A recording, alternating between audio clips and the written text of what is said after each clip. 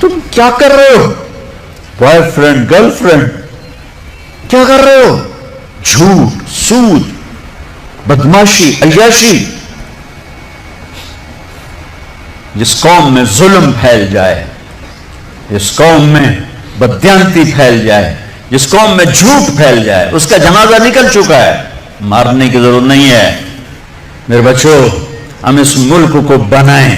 اور اللہ کا قانون ہے کہ اپنے آپ کو بدلو. ان اللہ لا یغیر ما بقوم حتی یغیروا ما بانفسہم. طارق جمیل سے شروع کریں کہانی. مجھے پھر اقبال یاد آتا ہے. تجھے کیوں فکر ہے اے گل دلے صد چاک بلبل کی، تو اپنے پیرہن کے چاک تو پہلے رفو کر. یہ جو تم تھوڑے سے بچے بیٹھے ہو نا، اور ادھر پردے میں بچیاں بیٹھی ہیں، تم آج سے اس ملک کی فلاح کے لیے جینا شروع کرو. لہذا ہم کیا کریں؟ جو نبوت کا طرز ہے، اپنے آپ کو بدلو، اپنے آپ کو بدلو. میں اس دیش میں جھوٹ نہیں بولوں گا، اس دیش کو جھوٹ سے پاک کر دو. میں اس میں ظلم نہیں کروں گا، اسے ظلم سے دھو دو. میں یہاں دھوکہ کسی کو نہیں دوں گا، اس کو دھوکے سے پاک کرو. میں سود پہ نہ پیسے رکھوں گا، نہ سود لوں گا، نہ سود کے قرضے لوں گا، نہ سود پہ کاروبار کروں گا. میں اپنے ماں باپ کے پاؤں دھو کے پیوں گا. اپنے سے شروع کریں. میری نماز نہیں چھوٹے گی. اب لڑکے لڑکیاں کٹھے پڑھتے ہو، میری نظر کبھی بے حیا نہ اٹھے گی. یاد رکھنا میرے بچوں، جس کی نظر بے حیا ہو جائے، دنیا کے جنید بغدادی اس کے دل کو نرم نہیں کر سکتے. اس کا دل پتھر ہو جاتا ہے، اس میں خیر جاتی نہیں. میں انہی وادیوں سے نکل کے مدرسوں میں گیا ہوں. میں گورنمنٹ کالج لاہور میں پڑھا، میں سنگر تھا گورنمنٹ کالج لاہور کا، ڈانسر تھا. میں نے اس غلاظت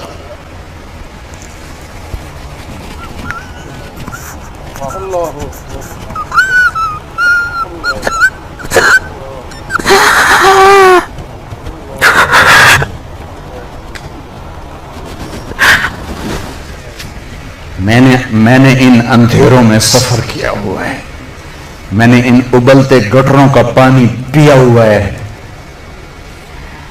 میری راتیں ایسی خوفناک گزری ہوئی ہیں. میں کسی عالم گھر کا نہیں تھا، ایک بڑے ذمہ دار کا بیٹا تھا. میرے رب نے میرے نصیب وہاں سے نکالا. میں اس کا شکر گزار.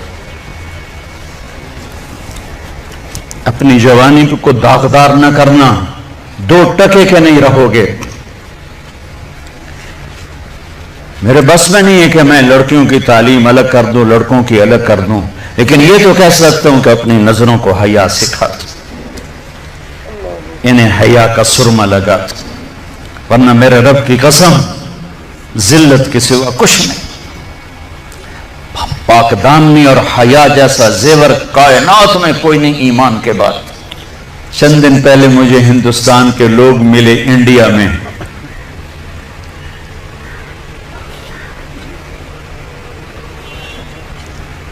تو ان کا یہ ہم گشت کر رہے تھے، سکھوں کا محلہ تھا.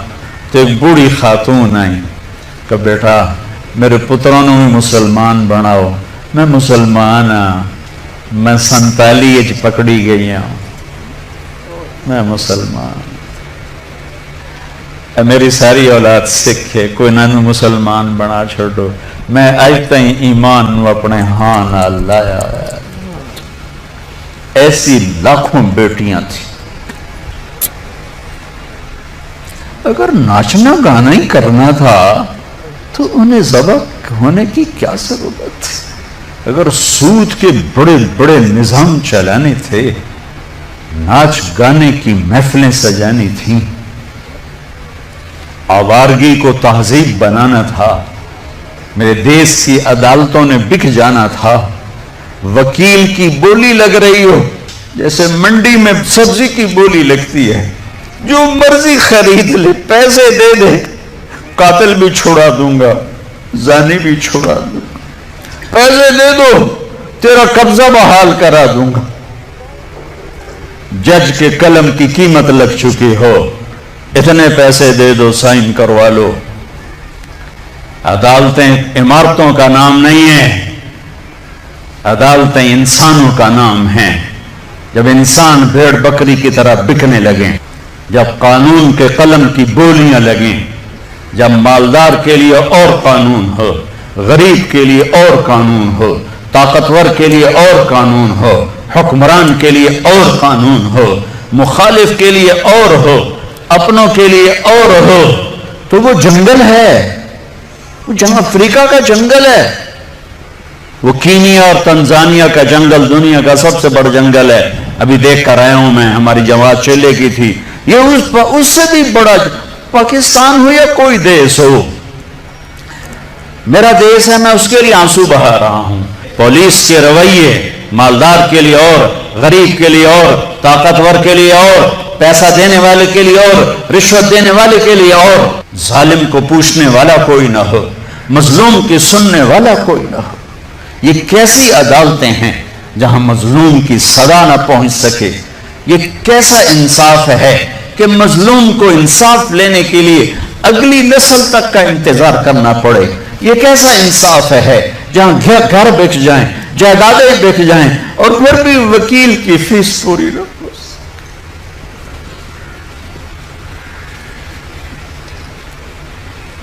ہمارے بزرگوں نے بہت اچھا خواب دیکھا، بڑے ذبح ہوئے، بڑے ذبح ہوئے۔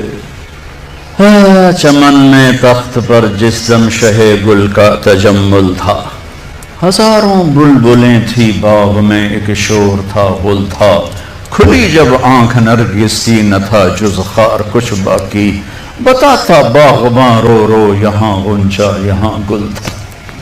اپنی تاریخ پڑھو اللہ کے واسطے، تم بھی کیسے نادان نسل ہو ہماری کہ صرف پیسہ بنانے کو اپنی زندگی کی منزل بنا کے بھاگے جا رہے ہو، بھاگے جا رہے ہو، بھاگے جا رہے ہو۔ پیسہ ہی سب کچھ، دولت ہی سب کچھ، عزت ہی سب کچھ، شہرت ہی سب کچھ۔ ایسی بیکار زندگی، ایسی بے مقصد زندگی۔ ایک موت ہے جو پیچھے لگی ہوئی ہے، یہ شمع گل ہو جائیں گی، کہ بولتی زبان ہمیشہ کے لیے خاموش ہو جائے گی، کانوں کے ٹیلی فون کے تار کٹ جائیں گے، یہ سفید لباس پہنا ہوا جسم لٹھے کے کفن میں لپیٹ کر مٹی میں مٹی کر دیا جائے گا۔ پھر ایک دن آئے گا کہ تیرے جسم کو کھانے والے کیڑے بھی مٹی میں مٹی ہو جائیں گے۔ اجل ہی نے چھوڑا نہ کسرا نہ دارا، اسی سے سکندر صفاتی بہارا، ہر ایک لے کے کیا کیا نہ حسرت سے دارا، پڑا رہ گیا سب یوں ہی ٹھاٹھ سارا، جگہ جی لگانے کی دنیا نہیں ہے، یہ عبرت کی جا ہے تماشا نہیں۔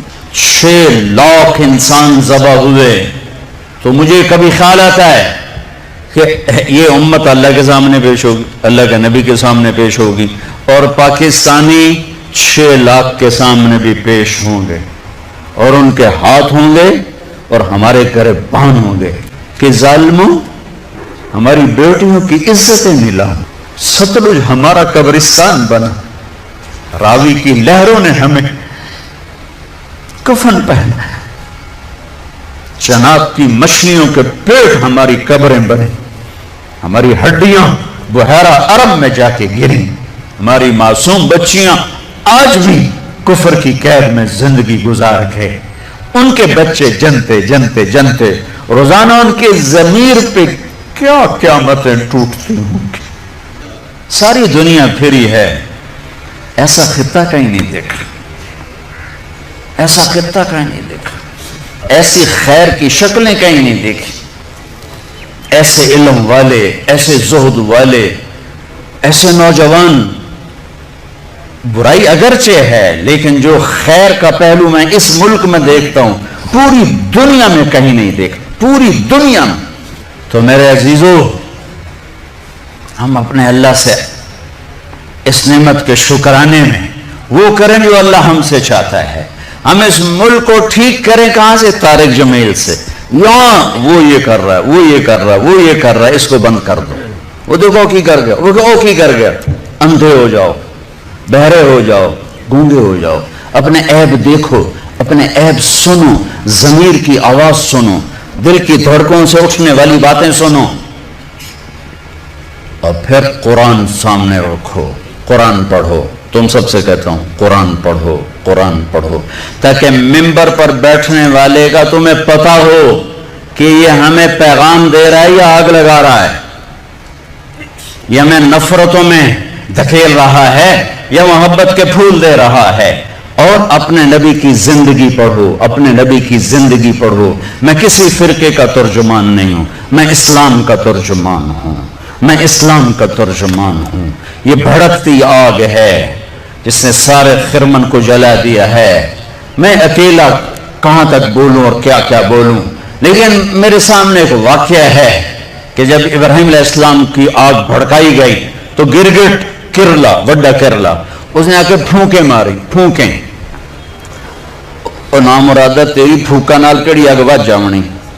لیکن ایسی نحوست اس کے لیے مقدر میں آئی کہ میرے نبی نے فرمایا جہاں گرگٹ ملے اسے قتل کیا جائے.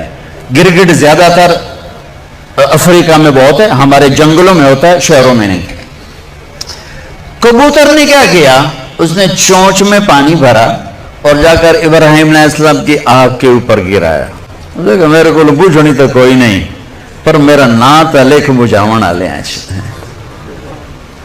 تو میرے اللہ نے کبوتر کی ایسی محبت ڈالی لوگوں کے دلوں میں کہ حرمین میں کبوتر کے سوا کوئی پرندہ کوئی. ہزاروں پرندے گنبد خضرا کا طواف کر رہے ہوتے ہیں، ہزاروں کبوتر بیت اللہ کا طواف کر رہے ہوتے ہیں، ہزاروں کبوتر مسجد نبوی کا طواف کر رہے ہوتے ہیں، اور ساری دنیا سے آنے والے مسلمان کو دانا ڈال رہے ہیں، دانا ڈال رہے ہیں. یہ اس کبوتر کی طفیل ہے جس نے 2 چونچ پانی گرایا تھا. میں کچھ نہیں ہوں، میں ایک کبوتر ہوں جو 2 چونچ پانی گرا رہا ہوں.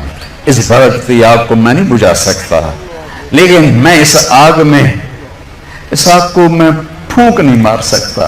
میں پھونک مارنے والوں میں اپنا نام نہیں لکھانا چاہتا. میں اللہ کے رسول کے دربار میں پیش ہو کے کہنا چاہتا ہوں یا رسول اللہ، میں نے تو آپ کی امت کو جوڑنے کی کوشش کی تھی، آگے تمہاری مرضی، شیعہ بنو، سنی بنو، بریلوی بنو، دیوبندی بنو، وابی بنو، جو مرضی ڈھول بجاؤ. ارے مسلمان بن کے رہو، مسلمان بن کے رہو، امت بن کے رہو، امت بن کے رہو.